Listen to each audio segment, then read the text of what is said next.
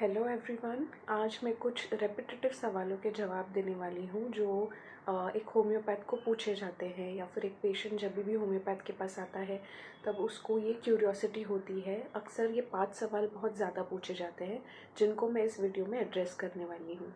सबसे पहला सवाल है कि क्या होम्योपैथी सेफ़ है, या फिर क्या होम्योपैथी के साइड इफ़ेक्ट्स होते हैं। तो इसका जवाब है हाँ, होम्योपैथी के भी साइड इफ़ेक्ट्स होते हैं अगर उनको उनके प्रिंसिपल्स पे फॉलो नहीं किया गया तो।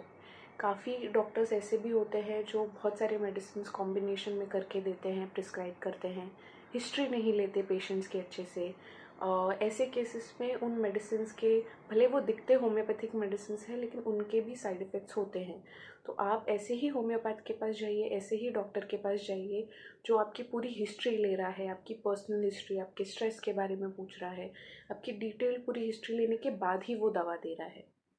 दूसरा सबसे ज़्यादा पूछे जाने वाला सवाल है कि कितना वक्त लगता है होम्योपैथी को काम करने के लिए। अब बहुत ज़्यादा वक्त तो नहीं लगता।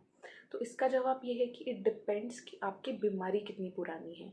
अगर आपका फीवर का प्रॉब्लम है या फिर कोई अक्यूट प्रॉब्लम है जो 1 या 2 दिन से हो रहा है या कुछ दिनों से सिर्फ हो रहा है, तो उसमें इमीडिएट आपको कुछ घंटों में ही इफ़ेक्ट दिखने लगता है। लेकिन अगर आप ऐसी बीमारी के साथ आ रहे हैं जो काफ़ी महीनों से, काफ़ी सालों से चल रहा है, तो आप ये उम्मीद नहीं कर सकते कि एक ही दिन में मुझे फ़र्क दिखना चाहिए। उसको भी 10 से 15 दिन, महीना भर लग सकता है फ़र्क दिखने के लिए। और ट्रीटमेंट कभी कभी थोड़ा लंबा चलता है, क्योंकि जो क्रॉनिक बीमारियां होती है या फिर जो ऐसी बीमारियां होती हैं जिनको काफ़ी वक्त से चला आ रहा है, तो उसे हमें मॉनिटर करना पड़ता है। उसे रिलैप्सेस भी आते हैं ऐसे केसेस में, तो उसके मॉनिटरिंग के लिए हमें काफ़ी ज़्यादा टाइम तक मेडिसिन चालू रखना पड़ सकता है। बट इफ़ेक्ट आई थिंक 10 से 15 दिन, महीने भर में दिखने लगता है। तीसरा सवाल है कि क्या हमारे सिम्टम्स ट्रीटमेंट शुरू होते वक्त बढ़ेंगे या फिर एग्रेवेट होंगे। तो ये बहुत बड़ा मिथ है। ऐसा नहीं होता है कि आप होम्योपैथिक ट्रीटमेंट चालू कर रहे हो तो शुरू में बीमारी बढ़ती है और उसके बाद कम होती है। ऐसा नहीं होता है। इनिशियल डेज में आपको धीरे धीरे जो उसकी इंटेंसिटी है, फ्रीक्वेंसी है बीमारी की, वो धीरे धीरे कम होने लगती है इनफैक्ट। तो ये जो एग्रेवेशन होता है ये मोस्टली नहीं होता है अगर आपकी मेडिसिन राइट है, आपका पावर आपने सही दिया है। तो ये जो एग्रेवेशन होता है सिम्टम्स का, ये यूजुअली नहीं होता है।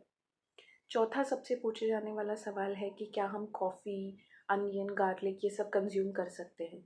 मैं पर्सनली अपने पेशेंट्स को ऐसे कुछ भी एडवाइस नहीं करती हूँ कि आप ये स्टॉप करिए, आप वो स्टॉप करिए, अनटिल एंड अनलेस आप एलर्जिक हो कोई चीज़ को लेके।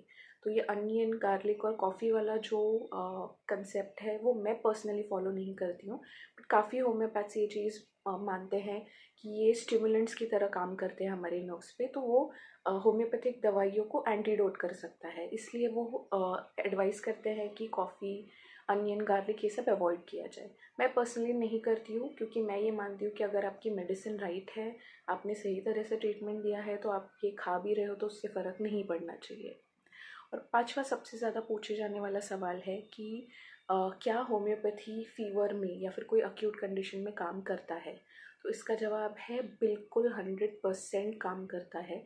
आप किस स्टेज पे वो पेशेंट को लेके आए हो उस पर भी डिपेंड करता है कि कितने घंटों में या कितने दिनों में उसका इफेक्ट दिखेगा। बट डेफिनेटली फीवर में या फिर कोई भी अक्यूट केस में हो, वो डेंगू, मलेरिया, टाइफॉइड कुछ भी हो, उसमें डेफिनेटली होम्योपैथी का बहुत सुंदर रिजल्ट है।